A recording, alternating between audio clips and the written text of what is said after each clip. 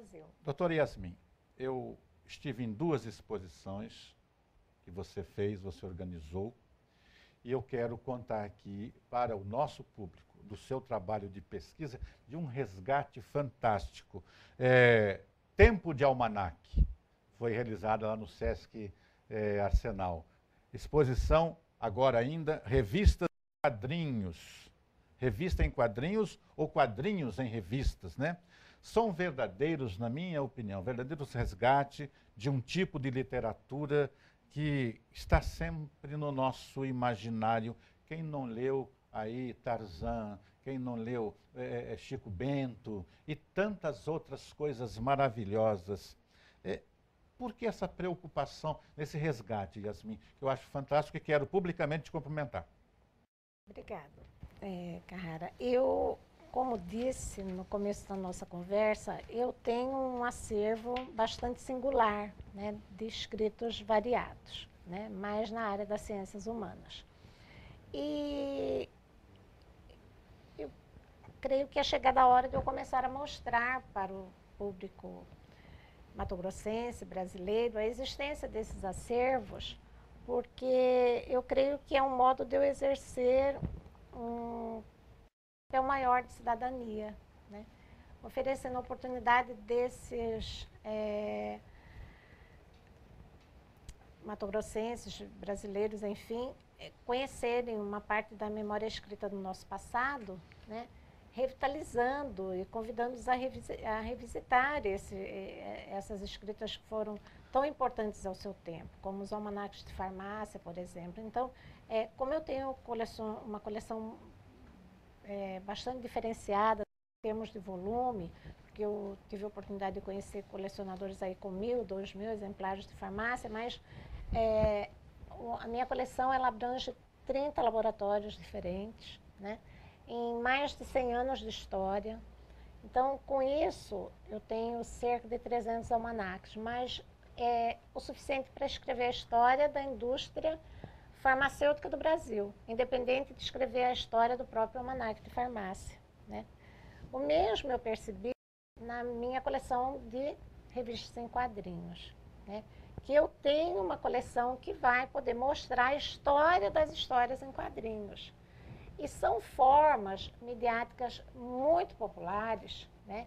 E que até há pouco tempo atrás, nas academias, elas eram vistas como e são ainda vistas, né?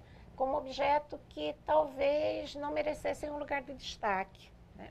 Porém, como eu tenho uma tradição acadêmica de estudos já de linhas folhetinescas, né? Do Roman Rosé, né? Eu tenho toda a coleção em MDLI, tenho essas coleções das Bibliotecas das Moças, Biblioteca das Famílias, que eram a minha coleção de romances folhetins. Eu creio que talvez nem a Biblioteca Nacional tenha os títulos que eu consegui reunir, né? Então, é necessário que o Brasil precise conhecer. É verdade. Mato Grosso possui esse patrimônio e poder, através dessas exposições, eu estou disponibilizando. Eu já tenho disponibilizado individualmente através do meu site www.yasminadaf.com.br. Tenho recebido e-mails e consultas do Brasil todo no meu ensaio sobre o meu acervo, isso já há uma década. Porém, eu acho que com essas exposições eu consigo chegar um pouquinho mais perto do público e fazer com que eles possam desfrutar como eu desfrutei. Eu tive a oportunidade de adquirir todo esse material, né? Poder democratizar um pouquinho esse objeto de leitura. Agora, eu não gostaria, só fazendo uma parte, de encerrar o seu programa sem prestar uma homenagem aos nossos escritores de Mato Grosso. E para isso eu gostaria de ler 2 poemas. São curtinhos, tá? Rapidinho. Da Lucinda Persona e que vai retratar o nosso Mato Grosso de hoje. Essas queimadas, né? É do livro Ser Cotidiano. O título do poema: Os Restos Mortais do Cerrado. Rajadas de um vento quente depois das queimadas trazem os restos mortais do cerrado para dentro de casa, todos os anos. Por isso, já não me intimido mais quando aranhas esturricadas descem por meus cabelos, ou orquídeas em pó assomam a minha face, quando de meus dedos pendem abraçadores bailes. Nem me assombram os bicos de seriemas levitando pelas salas, sem os olhos, sem as penas, sem as vozes. Choro tudo, a resina do carvão, os ossos à pena das cinzas. Choro também os anos, todas as vezes. Esse livro foi publicado em 1998 e hoje nós continuamos ainda chorando todas as cinzas. E do Ivens, eu gostaria de ler também um pequeno poema e através dessa leitura homenageio todos os escritores homens da nossa terra. Paisagem vista da ponte. As pessoas nos carros que passam velozes não viram os apanhadores de areia junto às suas canoas estacionadas no meio do rio.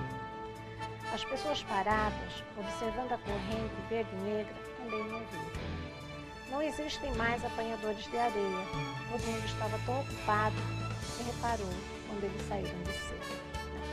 E isso é uma paisagem que para nós que nascemos em Cuiabá, vivemos em Cuiabá e visitamos a beira do rio Cuiabá há 20 anos atrás, nós vemos o quão triste é ler um poema como esse nos dias de hoje.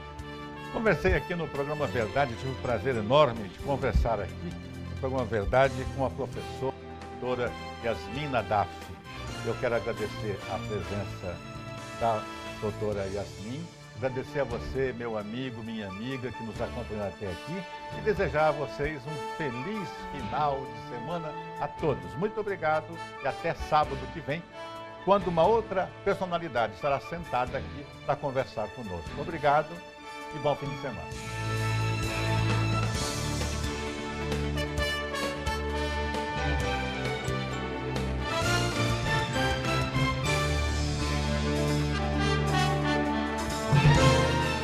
Programa Verdade.